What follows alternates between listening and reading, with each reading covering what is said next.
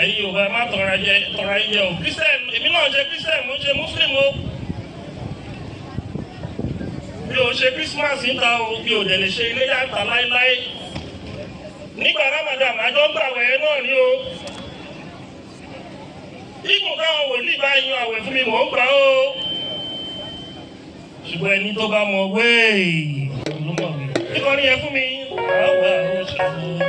àwa yóò sọ̀rọ̀ ilé wa o aláwa yóò sọ̀rọ̀ ilé wa o àwa yóò sọ̀rọ̀ ilé wa o àwa yóò sọ̀rọ̀ ilé wa o ẹ̀sìn kan pé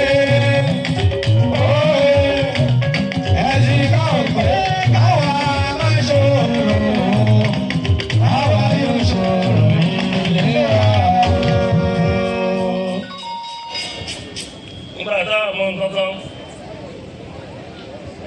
Tẹ́lẹ̀ àwa náà ti gbọ́ tẹ́lẹ̀ o àwa náà ti gbọ́ ńgbà kan tẹ́lẹ̀ rí o káàdá kan mọ̀ àwa wà ní ṣọ́ọ̀ṣì a ní wọ́n máa dojú àdúrà tì mí bàbá wọ́n máa dojú àdúrà tì mí bàbá ìwọ ló ní màmá dáwé ìwọ ló ní màmá ṣe màmá dojú àdúrà tì mí bàbá. Màmá dojú àdúrà tì mí màmá dojú àdúrà tì mí ìwọ ló ní màmá dáwé.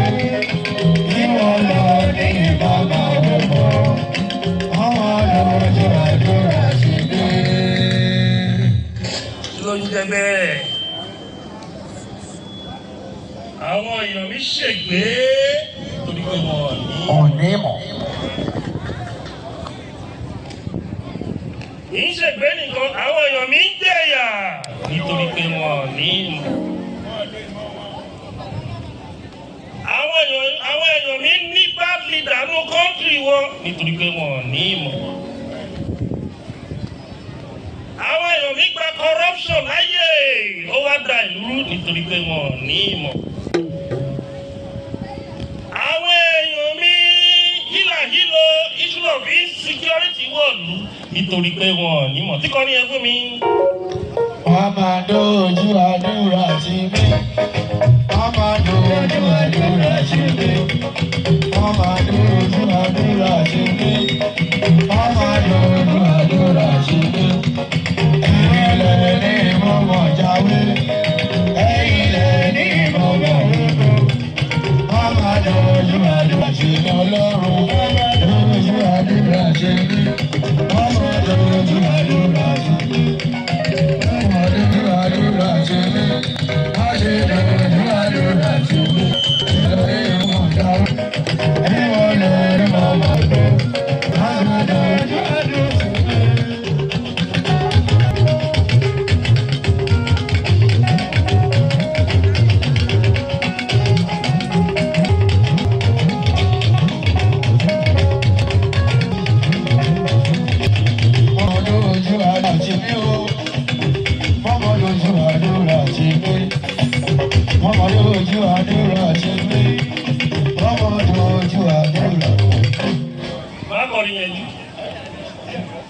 Orin tó ń ṣìyàn lọ́nà ni o, ẹ má rò pé torí wọ́n gún o.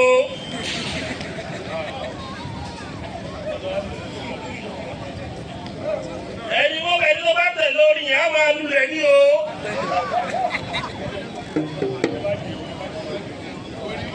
Orin tó ń ṣìyàn lọ́nà ni o, àwa náà ti bá wọn kọ́ àti tẹ̀lé o.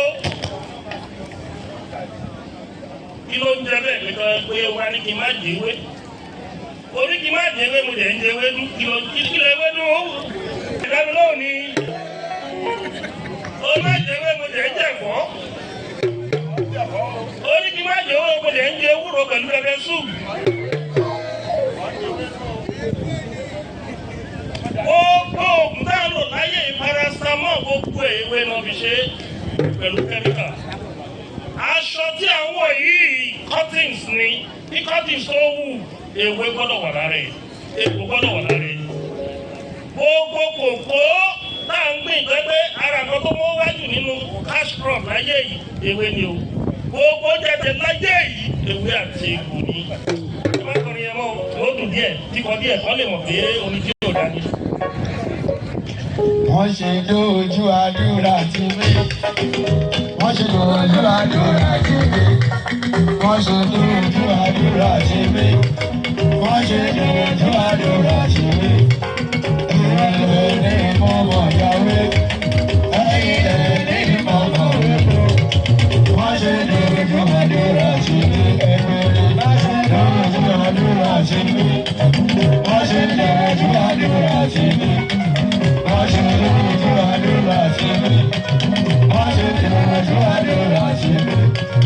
ẹ̀yin ní mọ̀mọ́ yàwé ẹ̀yin ní mọ̀mọ́ wẹ̀kọ́ wọ́n ṣe lójú àdúrà tí mi. ní àárọ̀ yìí ìgbà tí mo jẹ́ wọ́n ṣe iṣu fún mi lọ́dún tí mo jẹ́ mo ní oníṣàǹsì bá mi bèèrè lọ́wọ́ àwọn Chinese ló ní hòtẹ́ẹ̀lì yìí bá mi bèèrè lọ́wọ́ wọn wípé mo ní tíì tí màá mu sí orí oúnjẹ yìí èmi rò pé tíì táwọn Chinese máa gbé wá mo rò pé Lipton pẹ̀lú milk àti ṣúgà ni nígbà tí sáǹsì máa gbé tíì yẹn wá breakfast tea ni o wọ́n bá gbé wá pẹ̀lú kọ́ọ̀pù yẹn òdúrà yìí lọ wọ́n fẹ́ lè sọ pé Lipton mo ní mo fẹ́ làwọn ewu lọ́dọ́ àìkò sí mo ní mílìkì là wọ́n náà máa gbé mílìkì wá wọ́n máa gbé mílìkì wá wọ́n ló dá o ẹ jẹ́ kí n mu tíì tó wà bẹ́ẹ̀ ọ̀láì mo gbọ́dọ̀ sọ fún mánéjìmẹ́ǹtì hòtẹ́ẹ̀lì yẹn kán bá mi wá tíì yẹn tó bá jẹ́ China ló wà wọ́n gbọ́dọ̀ mi sọ pé mo get it within 2 weeks nígbà tí wọ́n fi mú tíì yẹn báyìí gbogbo oúnjẹ tí mo jẹ tí mo bára mi heavy within 5 minutes to 10 minutes ó lè digest gbogbo ẹ̀ pátá mo wá free nígbà yẹn pé oúnjẹ yẹn ò ní mi lára mọ́ mi ò dísì tẹ́lẹ̀tẹ́lẹ̀ àjẹ pépà tó bá ti mu tíì Lipton pẹ̀lú milk báyìí táwọn òfin jẹ́ kí n sùn díẹ̀ kí n tẹ́ lọ sẹ́ńsì sí mi tìyẹn ìyẹn ò wáyé mi ìdẹ̀wà àìpà ewé náà fi ṣe o ẹ bá wo tíì yẹn kó bọ́ sàlẹ̀ ewé ni tí ọ̀pọ̀lọpọ̀ tó ní àlàáfíà lọ́wọ́lọ́wọ́ sì ábá tíì ni wọ́n lò ó lè tó máa mu láàárọ̀ ó lè tó máa mu lálẹ́ even most of the places ta lọ ní Brazil is either coffee or green tea ọmọ bẹ́ẹ̀ òun lẹ ti fi ẹ̀sìn condemn wẹ̀ pé ká má jáwé ká má jẹ tí o bá ti ní ká má jáwé ká má jẹ gbò o ti kill technology ìlú yẹn o ti kill research ìlú yẹn o ti kill health ìlú yẹn o ti mú ìyàn wọnú ìlú yẹn torí ewé àti egbò tó ń produce oúnjẹ wá shut down agriculture ní progress mọ́ ẹ bá ń ṣe ẹ̀sìn ẹ jẹ́ ká mọ ọgọ́rọ̀ tá a máa sọ lẹ́nu ẹ jẹ́ ká ṣẹ̀sìn on the basis of liberalism tí Muslim bá pè ní Allah Christian á pè Ọlọ́run ní Jehovah yóò wá pè Ọlọ́run ní Elédùmarè kò níyàtọ̀ orúkọ ló pé oríṣiríṣi tó ń pè é nílùú wa gan ẹlẹ́dẹ̀ ìlú àwọn pè ní òrìṣà góòlù tí ẹ bá dé Kàlàbà wọn pè ní àbàsì yìí mo bá bá pè é wà ní Ṣíléke èwo wá ní gbogbo wàhálà tẹ wá dá ẹ jẹ́ ká ṣẹ̀sìn yìí torí ẹni tí ò bá gbọ́ ẹni tí ò bá ní àròjinlẹ̀ ẹni tó bá ti fẹ́ ṣe Ọlọ́run náà láti máa bú Christian and Muslim o onírò táwọn náà ń pè o oníbi tó ti wúlò o ẹni tó bá ní Christian ọ̀dà Muslim ó fẹ́ ríjà Ọlọ́run ni ó fẹ́ ríjà Ọlọ́run ni o ṣùgbọ́n kí Christian àti Muslim náà wọ́n má ba alábàáyé jẹ́ lórí ẹ̀kọ́ tó ń ṣẹlẹ̀ ń sìn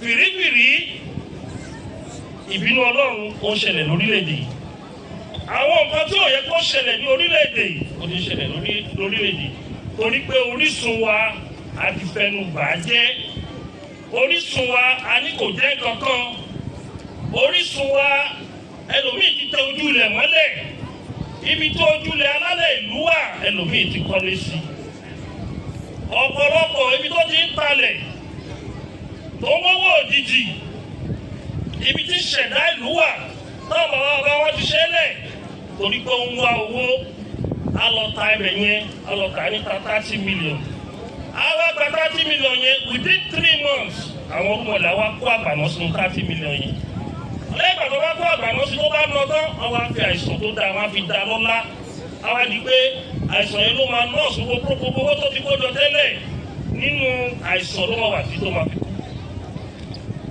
Gbogbo ẹ̀yin Yorùbá because I communicate sí ilẹ̀ Yorùbá ni we are speaking beyond this gathering and the essence of cultural promotion ni wípé nǹkan tó ti sọnù ó dẹ̀ pé nǹkan tó dáa fún wa ká mọ̀ pé nǹkan tó dáa ni èyí tí ò dáa ká sọ lórí lẹ́kọ̀ọ́ bá bú Christian lẹ́gbẹ̀ẹ́ mi àwọn ọ̀rọ̀ àdìdẹ kò lẹ́gbẹ̀ẹ́ má bà tèmi jẹ́ o torí èmi náà ti rí ìgbàlà mo ti rí èrè nu Christian lẹ́kọ̀ọ́ bá bú Muslim lẹ́gbẹ̀ẹ́ mi àwọn ọ̀rọ̀ àdìdẹ mi ò lè kọlu àlá o torí mẹ́tẹ̀ẹ̀ta ló ní ìrànlọ́wọ́ ṣùgbọ́n ká má fi ẹnu bà títí ilẹ̀ Yorùbá jẹ́ iṣẹ́ tá à ń ṣe lọ́wọ́ yìí iṣẹ́ àwọn ọba ni the king are the custodian of culture and tradition.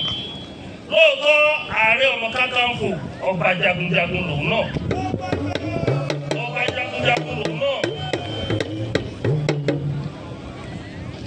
Ọba bẹ́yìn sọ Ààrẹ Onakakanfo ó gbọ́dọ̀ wọ ìpè bíi. Kò sí Ààrẹ Onakakanfo tó ń kọ́ ọ̀bá gbé wọ ìpè bíi. Kò jẹ́ dáadáa o. Ọjọ́ méje ló yẹ kí n lò fún Aláàfin ní reduce ọjọ́ mẹ́rin tẹ̀lé Russia. Aláàfin ní Gani ò ní sùn o tọ́lọ̀ ń tẹ́ abẹ́ sáfẹ́ afẹ́fẹ́ rere. Méje ló yẹ kó lò ṣùgbọ́n àwọn rush kìíní ẹ̀ ní ọjọ́ mẹ́rin mi ò lè sùn lóòótọ́ ọjọ́ mẹ́rin. Mi ò sùn. Mi ò wá mọ̀ bí oyè yẹn ṣe tó ọjọ́ tó máa install mi mo tó mọ̀. Ọjọ́ kan a date of installation mo tó mọ̀. Adé tó máa ń dé ní tó bá ti di Ààrẹ Onakakanfo òun ni adé ọba jagunjagun lẹ Yorùbá. Òun ló ń pè ní adé ìjìkókó nígbà tó gbé adé ẹ̀wọ̀n orí mi ní ìtẹ̀mọ́nú rẹ̀ tó wà mọ́.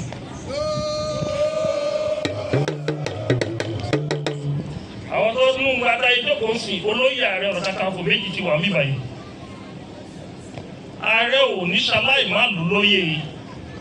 Torí olóyè Ààrẹ Onakakanfo náà pè ní Council of Defence in Yoruba land.